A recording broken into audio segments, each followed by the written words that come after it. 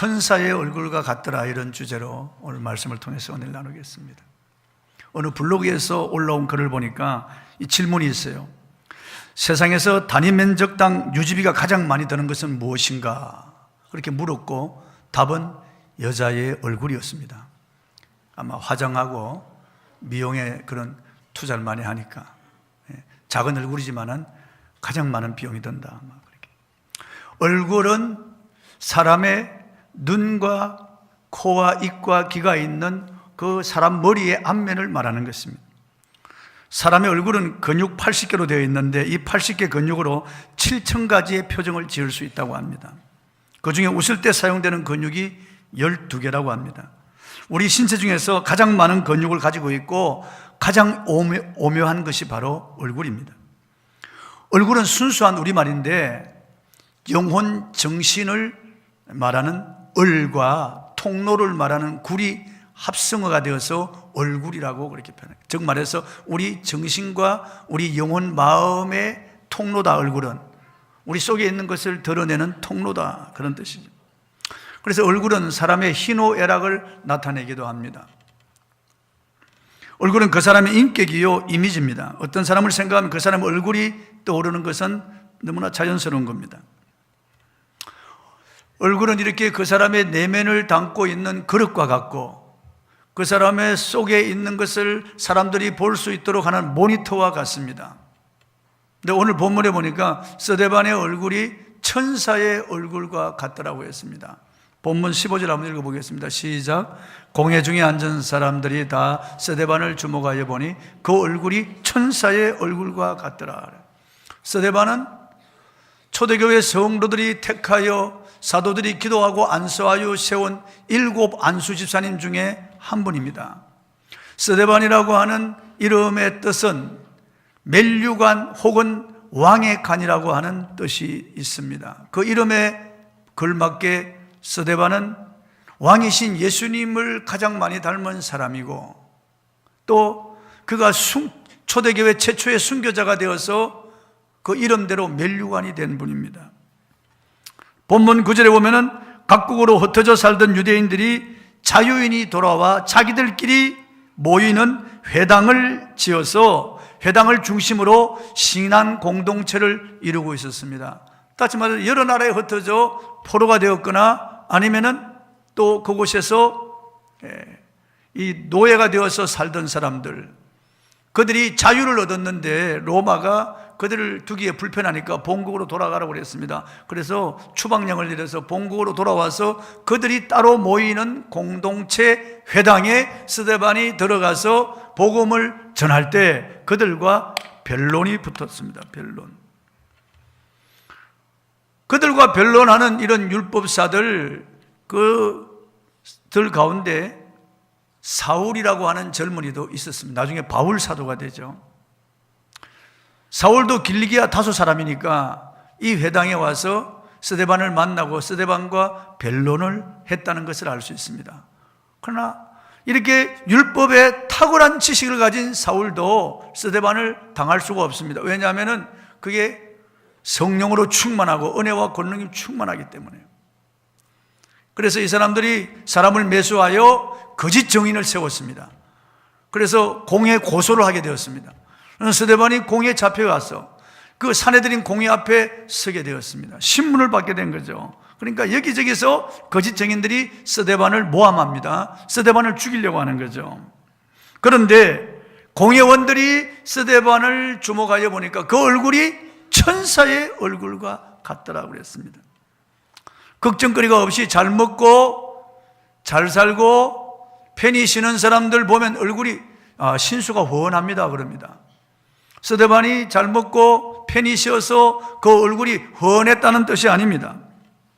스데반의 얼굴이 천사의 얼굴과 같았다는 이 말씀이 기록된 상황은 사람들이 그런 상황에서 그 얼굴이 천사의 얼굴 같을 수가 없다는 거예요.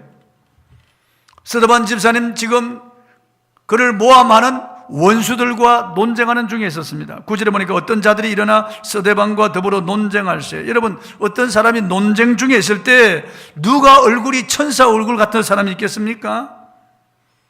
게다가 사람들이 스데반에 대하여 거짓 증언을 하고 있습니다. 얼마나 억울하겠습니까? 11절에 보니까 사람들을 매수하여 말하게 하되, 13절에 거짓 증인들을 세우니 그랬습니다. 이 사람들이 스데반을 죽이려고 이렇게 스데반을 모함하고 거짓 증언을 하고 있는데 어떻게 그 얼굴이 천사 얼굴처럼 될 수 있을까요? 보통 사람들이라면 겁에 질려 얼굴이 창백해 짓거나 아니면 분노에 찬 얼굴이 되었을 겁니다. 제가 지난번 임시노예 때 제 후배 목사님 한 분이 우리 총회를 못 오가는 말을 하고 총회장을 못 오가는 말을 하길래 제가 일어나서 화를 내면서 꾸짖었어요. 그때 제가 성령 충만한 게 아니고 내 자아가 충만했던 것 같아요. 하고 난 다음에 저도 후회했습니다. 그리고 회개했습니다. 그때 아마 그걸 녹화해서 보여드리면 여러분 실망할 거예요. 그런데 스데반 집사님은 논쟁 중에 있으면서 자기를 죽이려고 하는 이런 원수들이 모함하며 거짓 증언을 세우고 그를 공격하고 있을 때 그 얼굴이 천사의 얼굴과 같았다는 것입니다. 공회 중에 앉은 사람들이 다 스데반을 주목하여 보니 그 얼굴이 천사의 얼굴과 같았다. 어떻게 이걸 알 수 있습니까? 그 중에 사울이 있었다니까요. 사울이. 그 사울이 보았어요. 그래서 공회원들이 스데반을 주목하여 보니까 그 사람들이 놀라는 것을 사울이 보았다니까요. 나중에 돌아온 사람도 있을 거 아니에요. 니고데모도 아리마대 사람 요셉도 공회원 중에 한 사람입니다. 보니까 스데반의 얼굴이 천사의 얼굴과 같았다고. 그렇다면 성경에 나타난 천사의 얼굴이 어떤 얼굴이었을까요? 고대 백화나 조각상에 보면은 천사의 모습을 어린아이가 날개를 단 모습으로 많이 표현하게 되고 또 아름다운 여인의 그런 모습으로 천사의 얼굴을 표현하기도 했습니다. 그러나 성경에 기록된 천사의 얼굴은 그런 얼굴이 아니에요. 성경에 기록된 천사라고 하는 단어도 남성 명사로 되어 있습니다. 그리고 성경에 나타난 천사의 모습은 우리가 상상하는 것하고 달라요. 다니엘서 10장 6절에 다니엘이 본 천사의 얼굴은 힘있게 빛나는 얼굴이었고, 마태복음 28장 3절에 마리아가 본 천사의 얼굴은 번개와 같은 얼굴이었어요. 요한계시록 10장 1절에 사도 요한이 본 천사의 얼굴은 해와 같이 빛나는 얼굴이었다고 했습니다. 이러보건대 스데반의 얼굴이 천사의 얼굴과 같았다는 것은 그 얼굴이 희었다는 것도 아니고 그 얼굴이 여인의 얼굴처럼 아름다웠다는 것도 아니고 스데반의 얼굴에 범상치 못할 그런 빛이 있었다는 거예요. 스데반의 그 얼굴에 하나님이 주시는 광명이 있었다는 거예요. 스스로 생긴 빛이 아니고 하나님이 스데반에게 주시는 신령한 은혜로 말미암아 그 얼굴에 반사체로 나타났다는 거예요. 마태복음 17장 2절에 보면 예수님께서 베나산에서 기도하실 때 그 얼굴이 변화되어서 해와 같이 빛났다고 기록하고 있습니다. 또 출애기 34장 35절에 보면 모세가 시내산에서 기도하다가 그 얼굴이 변화되었는데 그 얼굴에 광채가 나서 수건으로 얼굴을 가렸다고 했습니다. 그러면 스데반 집사님이 어떤 분이길래 스데반 집사의 얼굴이 천사의 얼굴과 같다고 했을까요? 그런 살벌한 분위기 가운데 그렇게 자기를 죽이려는 악도들 앞에서 그 얼굴이 어떻게 천사의 얼굴과 같았을까요? 첫째, 스데반의 얼굴은 은혜가 충만했기 때문입니다. 본문 8절 한번 읽어보겠습니다. 시작. 스데반이 은혜와 권능이 충만하여 큰 기사와 표적을 민간에 행하니. 스데반에 대하여 성경은 이렇게 기록하고 있습니다. 6장 3절에 성령과 지혜가 충만한 사람이라고 했고, 6장 5절에 믿음과 성령이 충만한 사람이라고 했고, 본문 6장 8절에 은혜와 권능이 충만한 사람이라고 했고, 본문 6장 10절에는 지혜와 성령이 충만한 사람을 했습니다. 충만이라고 하는 단어는 속에 있는 것들이 밖으로 흘러 넘치는 상태를 말하는 겁니다. 출렁출렁하는 상태가 아니고 흘러 넘치는 상태를 충만이라고 합니다. 다시 말해서 스데반 속에 성령 충만하고 지혜가 충만하고 믿음이 충만하고 권능이 충만하니까 이게 흘러 넘치는데 얼굴에 나타났다고 말이에요. 하나님이 주신 은혜가 흘러 넘쳐서 얼굴에 나타났다고 말이에요. 다시 말해서 스데반은 스스로 발광체가 아니고 하나님이 은혜를 주시니까 그 은혜를 밖으로 표현하는 반사체였다. 그러면 반사체였다. 공회 안에 앉아있는 유대인들, 공경하는 유대인들의 얼굴에는 악기와 미움과 분노가 서려 있는 얼굴이었지만은 스데반의 얼굴은 하나님이 주시는 은혜로 말미암아 충만했다는 거죠. 그러니까 천사의 얼굴과 같았다는 거죠. 우리가 이렇게 보아도 누가 은혜 받은 사람인지 은혜 받지 않은 사람 딱 알 수 있습니다. 은혜 받은 사람은 얼굴이 밝아요. 은혜 받은 사람은 그 얼굴이 잘생겼든 못생겼든 젊었든 늙었든 그가 사각이든 뭐 삼각이든 상관없어요. 그가 계란헬이든 아니면 옆으로 퍼졌든지 그거 아무 상관없어요. 주름으로 얼굴이 덮였든지 흰머리가 있든지 아무 상관이 없어요. 얼굴에 주근깨가 있든지 점이 있든지 아무 상관이 없어요. 피부색이 검든지 희든지 아무 상관이 없어요. 그 사람 은혜 받은 사람은 얼굴이 밝아요. 딱 알 수가 있어요. 눈을 보면 알아요. 그 사람의 얼굴 표정을 보면 알아요.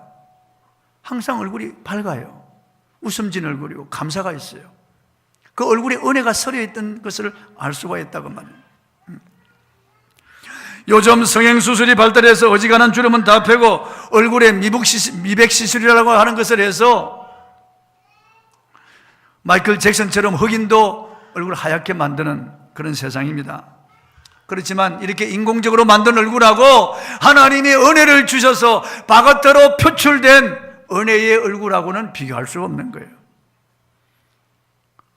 사람이 땅의 것을 속으로 가지고 이 욕심, 이 자랑, 교만, 미움, 시기, 분노, 이 속에 있는 이런 여러 가지 세상의 속물을 가지고 있으면 얼굴이 나타나요. 아무리 감추려고 해도 그 얼굴에 욕심이 나타나고 미움과 분노가 나타나고요. 그 얼굴에 이 영적인 이런 게으름과 어두움이 나타납니다. 얼굴에 보면 나타나게 돼 있어요. 그러나 은혜가 충만하면은 그 얼굴에 그 은혜가 나타나게 돼 있어요. 은혜라고 하는 말은 헬라어로 카리스인데 여기서 기쁨이라고 하는 단어 카라가 파생된 거예요. 그러니까 은혜, 카리스를 받으면은 카라가 나타나게 돼 있다. 기쁨이 있는 거예요, 얼굴에. 왠지 찬송이 나오고 감사가 나오고 왠지 그렇게 신나는 거예요. 너무 행복한 거예요. 은혜를 받으면은. 여러분 돌이켜 생각해 보세요. 은혜 충만히 받을 때가 제일 행복할 때예요. 인생에 있어서 가장 행복하고 가장 보람 있는 시기가 언제였느냐? 은혜 받을 때예요. 은혜가 떨어지면 비참해지는 거예요. 그래서 옛날에 그런 우리 선배들은 물을 떠난 고기는 혹시 살지 몰라도 은혜 떠난 심령은 사는 법이 없다고요. 그 사람 은혜가 빠지면 비참해지는 거예요. 비참해져. 우리가 잘 아는 예화지만은 그 유명한 레오나르도 다빈치가 그린 그림 최후의 만찬이라고 하는 그림이 있습니다. 제가 로마에 가서 레오나르도 다빈치가 그린 최후의 만찬 그림을 보았는데 엄청나게 커요. 그런데 레오나르도 다빈치가 11명의 제자들의 얼굴을 다 그렸는데 예수님과 가룟 유다의 얼굴은 그리질 못했다는 거예요. 예수님 그 얼굴에 모델을 구해야 되는데 예수님 얼굴에 모델을 구하기가 쉽지 않은 거예요. 그 얼굴이 온화하고 자비롭고 긍휼이 있고 그 얼굴에 은혜가 서려 있는 정말 누가 보아도 아주 흠모할 만한 그런 얼굴을 가진 그런 모델을 구하기가 쉽지 않았던 거예요. 그래서 어느 날 주일날 예배를 드리면서 보니까 성가대 그 뒤에 앉아있는 그 젊은이가 얼굴이 환해가지고 얼마나 온화한지 그 은혜 받은 그 얼굴이 얼마나 보기 좋은지 저 청년을 모델로 쓰면 좋겠다. 저 청년을 예수님 모델로 써야 되겠다. 그래서 예배가 끝난 다음에 그 청년에 다가가서 자기 그림 예수님의 모델이 되도록 부탁을 했습니다. 그래서 그 청년이 쾌히 승낙했어요. 피에트로 반디넬리라고 하는 이름을 가진 젊은인데요. 그래서 예수님의 그 얼굴을 예수님을 그려 넣었어요. 그런데 이제 가룟 유다만 남았는데 이 가룟 유다는 그 얼굴이 잘생긴 것 같으면서도 사악한 기운이 있고 그게 욕심이 서려 있고 그 얼굴을 보면은 어떤 악마의 기운이 있는 그런 얼굴을 그려야 되는데 그런 모델을 찾으려고 도박장에도 가보고 술집에도 가보고 뒷골목에 다 찾으면서 6년 동안 가룟 유다의 모델을 찾으려고 돌아다녔는데 모델을 찾지를 못해. 어느 날 골목에서 술을 마시고 쓰러져 있는 남루한 옷차림의 한 젊은이를 보았는데 딱 보니까 그 얼굴이 사악한 기운이 있는 거예요. 벌써 타락했고 사악한 기운이 서려 있는데 얼굴은 잘생긴 것 같으면서도 얼굴에 그런 악의 그림이, 악의 기운이 있는 거예요. 그래서 내 그림 그린 사람인데 내 모델이 되어달라고 부탁했어요. 그러니까 이 젊은이가 그러죠. 따라왔어요. 그래서 그 젊은이를 모델로 가룟 유다의 그림을 그린 거예요. 가룟 유다를 그리는 거예요. 다 그린 다음에 모델료를 주니까 받으면서 아니 지난번보다 모델료가 적은데요. 뭐? 그러니까 아니 지난번에 저를 예수님 모델로 그렸잖아요. 깜짝 놀랐어요. 너 누구냐? 베드로 반데넬리입니다. 은혜 충만할 때 그가 교회에서 은혜 받고 은혜 충만할 때 예수님 같은 얼굴이었는데 천사와 같은 얼굴이었는데 그가 교회를 떠나고 주님을 떠나서 타락할 때 그가 사악한 그런 마귀의 얼굴이 되는 겁니다. 사람은 천사가 되기도 하고 마귀가 될 수도 있는 거예요. 은혜가 있을 때는 천사처럼 그런 얼굴로, 그러나 은혜를 떠나고 은혜를 잃어버리면 교회에서도 강교한 그런 모습이 딱 서려지는 거예요. 벌써 타락한 얼굴이 되는 거예요. 얼굴이 나타나는 거예요. 스무나 교회 감독인 폴리갑이 화형을 당하여 순교하는 자리에서도 그가 찬송을 부르고 그 얼굴이 빛난 것은 그 안에 은혜가 충만했기 때문에, 사도 바울이 감옥에서 이제 순교를 앞두고 있으면서도 그 기쁨이 충만했던 것은 그에게 은혜가 충만했기 때문에 그렇습니다. 잠언 15장 13절에 보면 마음의 즐거움은 얼굴을 빛나게 하여도 마음의 근심은 심령을 상하게 하느니라고 그랬어요. 마음이 즐거우니까요 잔치하는 것 같죠. 그 얼굴이 나타나죠. 누구든지 하나님을 가까이 하면 변하게 되어 있습니다. 여러분 하나님을 가까이 하시기 바랍니다. 하나님과 사귀면 은혜 받습니다. 성경을 읽으십시오. 묵상하십시오. 기도하십시오. 예배를 사모하십시오. 은혜를 사모하시고 은혜를 받으십시오. 깊이 교제하시기 바랍니다. 시궁창 밑에 있는 흙은 시궁창 냄새가 나고 썩은 냄새가 나지만은 장미꽃밭에 있는 흙은 장미 향기가 나는 것입니다. 누구와 가까이 하느냐가 중요한 겁니다. 태양을 가까이 하면은 더워지지만은 얼음을 가까이 하면 추워지는 거예요. 우리가 주님을 가까이 하면은 주님의 은혜가 우리에게 임하기 때문에 우리의 삶이 밝아지고 우리의 삶이 건강해지는 거예요. 행복해지는 거예요. 새 생명이 넘치는 겁니다. 로마서 5장 11절에 보니까 그뿐 아니라 이제 우리로 화목하게 하신 우리 주 예수 그리스도로 말미암아 하나님 안에서 또한 즐거워하느니라고 그랬습니다. 주님 안에 있으면 즐거운 거예요. 예수 안에 있을 때 행복한 거예요. 로마서 5장 3절에는 주님 안에 있는 사람은 환난 중에도 즐거워한다는 거예요. 환난 중에도 즐거워하죠. 그러므로 성도 여러분, 은혜가 떨어지지 않기를 바랍니다. 사도 바울이 각 교회에 편지하면서 언제나 마지막에는 우리 주 예수 그리스도의 은혜가 너희와 항상 함께 있을지어다, 꼭 그 말을 넣는 거예요. 항상 은혜 안에 살아야 돼요. 항상 은혜에 젖어 살아야 돼요. 항상 그가 인격적으로 그 얼굴에 은혜가 충만해야 돼요. 스데반의 얼굴은 은혜가 충만하기 때문에 천사의 얼굴같이 보였다는 거예요. 원수들이 보아도 천사의 얼굴같이 보였다는 거예요. 그 다음 스데반의 얼굴은 권능이 충만한 얼굴이었습니다. 다시 한번 8절을 읽어보겠습니다. 시작. 스데반의 은혜와 권능이 충만하여 큰 기사와 표적을 민간에 행하니, 여기서 권능이 충만하다는 단어는 헬라어로 카이 두나미오스라고 기록했는데 함정역에 보면은 믿음의 권능이라고 되어 있습니다. 권능이라고 하는 말은 두 단어가 있는데 하나는 이스키로스라고 하는 단어이고 다른 하나는 두나미스입니다. 이스키로스는 단순한 물리적인 힘을 말하고 두나미스는 역동적인 힘을 말하는 겁니다. 즉 그 힘을 통하여 다른 것에 영향을 미칠 때 두나미스라고 하는 거예요. 폭포에서 막 물이 떨어지면은 그 물의 낙착의 힘을 이용해서 터빈을 돌려가지고 전기를 생산해서 가정이나 공장에 보내면 강력한 에너지가 됩니다. 이것을 두나미스라고 하는 거예요. 이것을 두나미스라고 하는 거예요. 다이나마이트를 그대로 두면은 그건 어떤 역동적인 힘을 내지 않습니다. 그러나 그게 불을 붙여서 터뜨리면은 바위를 깨뜨리는 거죠. 터널을 뚫는 거예요. 그때 그 힘을 두나미스라고 하는 거예요. 두나미스. 우리가 믿음이 있으면, 하나님의 말씀을 듣고 우리 안에 믿음이 있으면 이 믿음이 바깥으로 드러내야 된다. 그때가 권능이라는 거예요. 믿음을 드러내는 것을 권능이라고 하는 거예요. 야고보서에 보면 행함이 없는 믿음은 그 자체가 죽은 것이라고 비난해요. 행함이 없으면 그가 믿음이 있다고 해도 아무리 오랜 신앙생활하고 그가 목사고 장로라고 할지라도 그가 행함이 없으면은 죽은 믿음이에요. 생명이 없는 거예요. 그러나 행할 때 권능이 되는 거예요. 행동으로 옮길 때. 예수께서 너희 믿음을 어디 두었느냐고 책망했습니다. 어떤 사람들은 설교를 들으면서 지적인 동의도 하고 아주 감정적으로 반응합니다. 울기도 하고 웃기도 하고 그래요. 그런데 그 사람 행동하지 않습니다. 전도하지 않아요. 전도하지 않아요. 권능이 없는 거예요. 사랑하지 않습니다. 권능이 없는 거예요.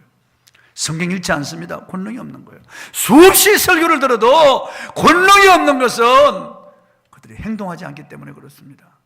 예배 시간 한때 앉았다가 돌아가는 거예요. 그냥 웃다가 돌아가고 그냥 듣고 말씀 참 은혜스럽다 그러는 거예요. 끝나는 거예요. 그래서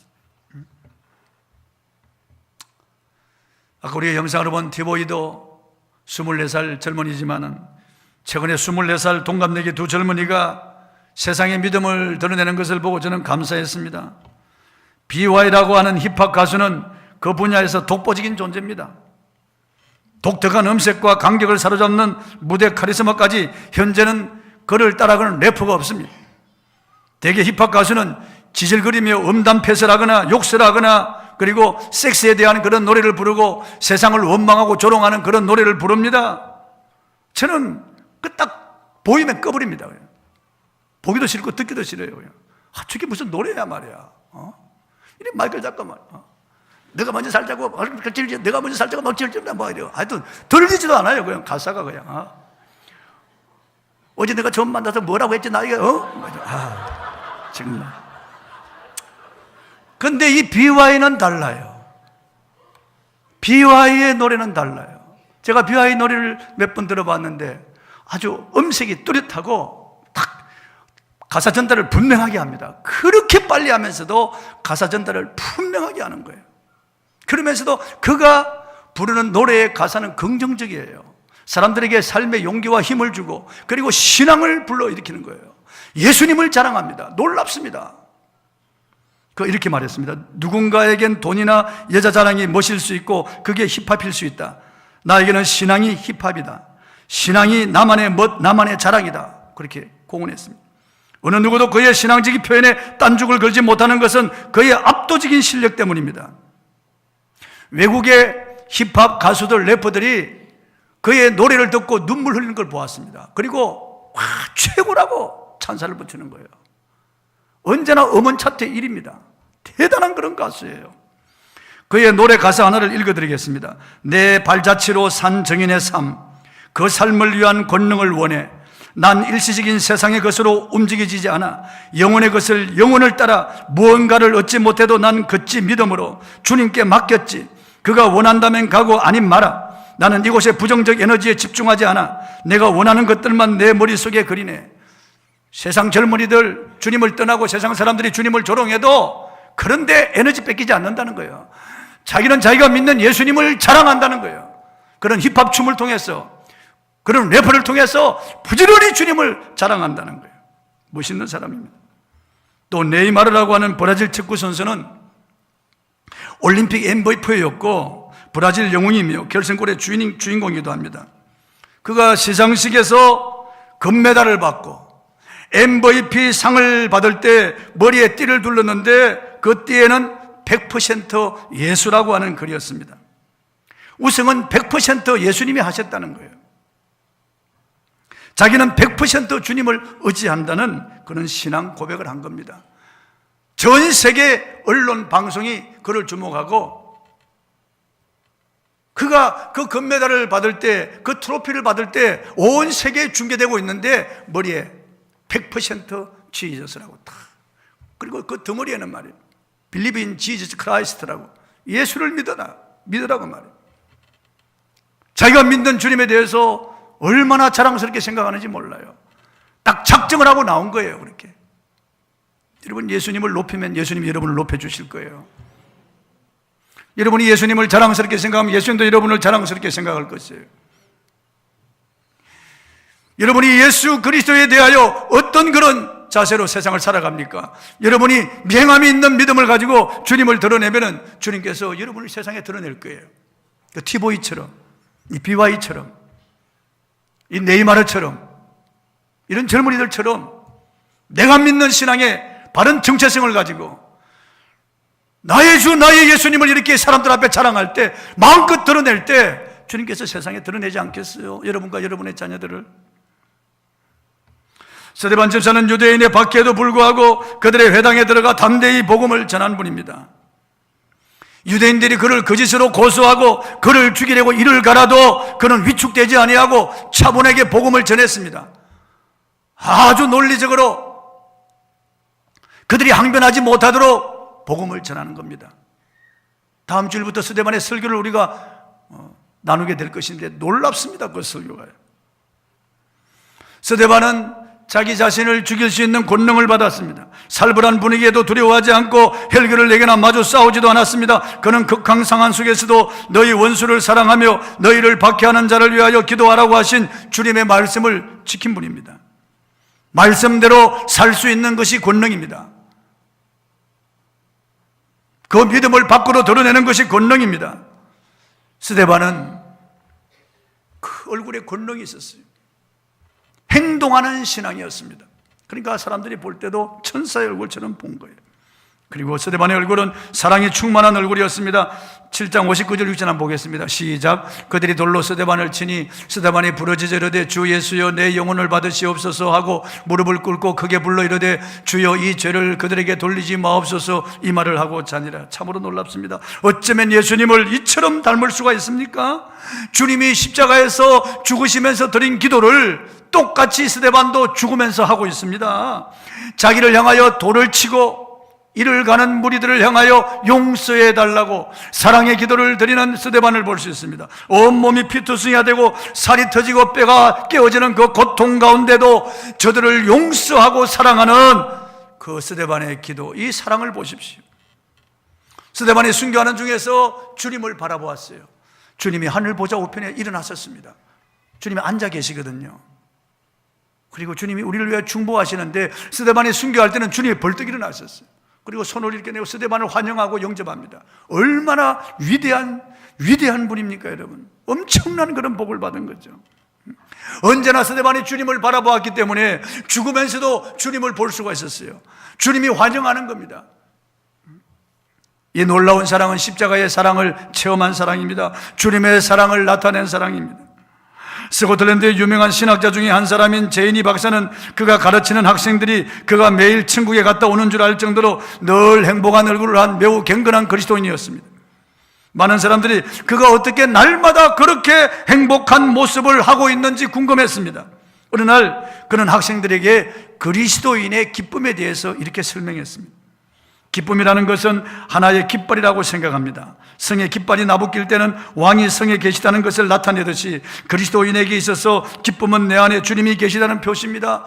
그 성에 왕의 깃발이 있는데 왕의 깃발이 성에 나부낄 때는 그 왕이 성 안에 있다는 걸 나타낸다는 거예요. 장군기가 펄리길 때는 그 배에 이순신 장군이 타고 있다는 거예요. 우리 안에 예수님이 계시면은 얼굴에 깃발이 나타나야 된다는 거죠. 내 안에 예수님이 계십니다 하는 그것이 얼굴에 나타나야 된다는 겁니다. 링컨은 사람이 40세가 되면 자기 얼굴에 책임을 져야 된다고 말했습니다. 그렇습니다, 여러분. 여러분의 얼굴은 어떻습니까? 집에 가서 한번 얼굴을 봐보세요. 저도 설교 준비를 하면서 얼굴 몇 번 봤습니다. 난 아니야, 아직까지. 실망스럽더라, 내 얼굴 보니까. 어떤 분은 오늘 예배 마치고 나갈 때 저한테 아니에요, 목사님 얼굴 괜찮아요. 그렇게 말할 분들이 있을지 몰라. 내 자신이 보면서 설교를 준비하면서 부끄럽더라니까. 스데반 집사님에 비하면 나 아직 멀었다 정말. 이런 환경 가운데 이런 살벌한 분위기 속에서 그렇게 천사의 얼굴같이 그렇게 되나? 그 안에 주님이 계시니까, 성령 충만하니까, 은혜가 충만하니까, 사랑이 충만하니까 그런 거예요. 충만하니까 그런 거예요.